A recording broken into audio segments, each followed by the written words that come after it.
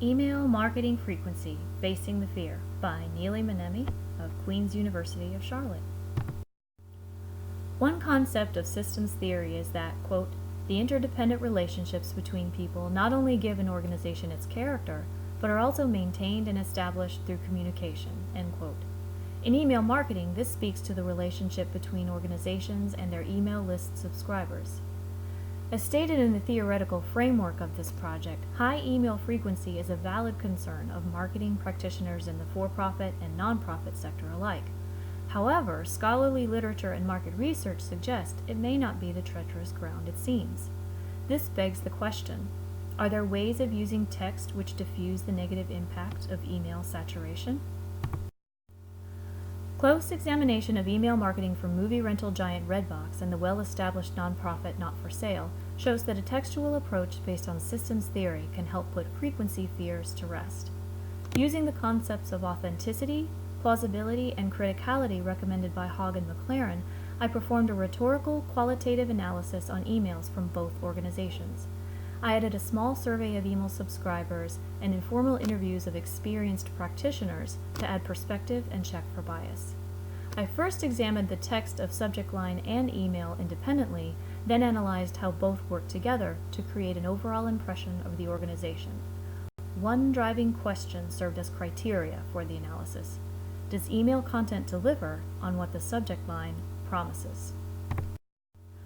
Both Redbox and Not4Sale show organizational or self-orientation in their opt-in process. Redbox offers no customization. Subscribers get the frequency and content decided by Redbox.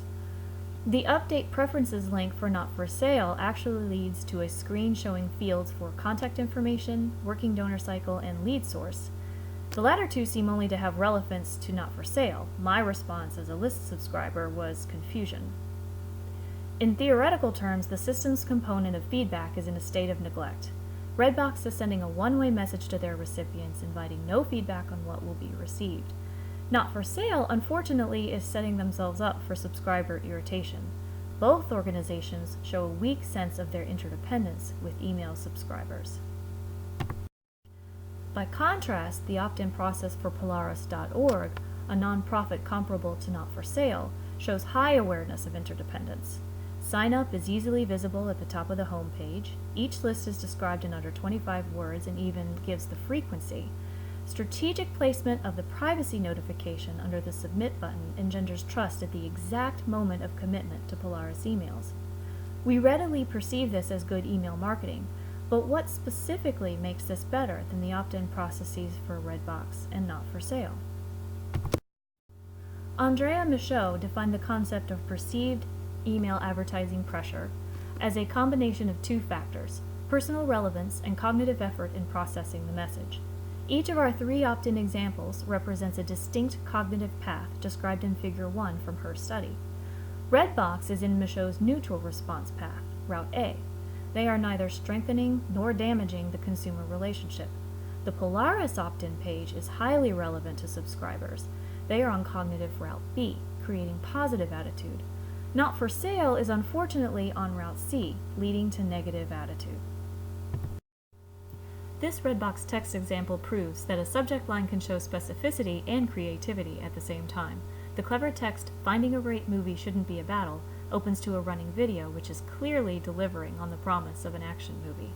This Redbox email delivers on what the subject line promises.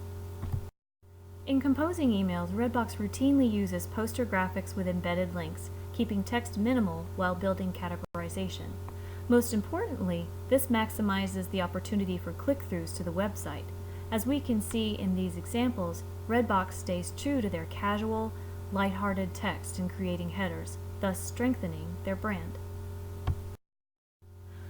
I nearly deleted this email, never knowing it contained something of high personal relevance, the government's annual Trafficking in Persons report. This reveals a crucial point. Creating text that leads into content is more useful than dramatic impact. The subject line, "Today is the day," is unspecific. Had I followed my first impulse, I would have missed what is actually a well-composed email. The strategically placed image gives the eye a place to rest before processing a concise text of only 175 words. The introduction resonates with those who respond to an emotional approach. The rest resonates with those who prefer information. The buttons along the bottom show good categorization. This content, then, is executing high relevance and low cognitive effort. But for the subject line, this email would be in cognitive route B, engendering positive attitude. This email is a precise example of Michaud's route B. The subject line indicates the Free to Work apparel report, which is provided in a link at the end of the email. One thing that Not For Sale does consistently well is put large banner photos just before the email introduction, giving the eye a place to rest before processing text. The word count is a bit high here at 293, but this is unlikely to cause irritation given the email will only be opened by someone interested in this specific topic. As discussed in the framework, the learning organization concepts most relevant to email marketing are personal mastery and flexible mental models. This means never losing sight of interdependence, as our two organizations did with opt-in. Also, subject lines for marketing email lists should avoid sacrificing specificity for dramatic effect, as with our vague example from Not For Sale. Perceived email pressure can easily be avoided when content delivers on what the subject line promises. In conclusion, recipient-oriented text is more effective than frequency control in reducing irritation. Negative behaviors such as deletion, filtering, and unsubscribing can be averted by using an approach to text rooted in systems theory. By avoiding perceived email pressure for recipients, any organization can meet email marketing goals unhindered by fear of frequency.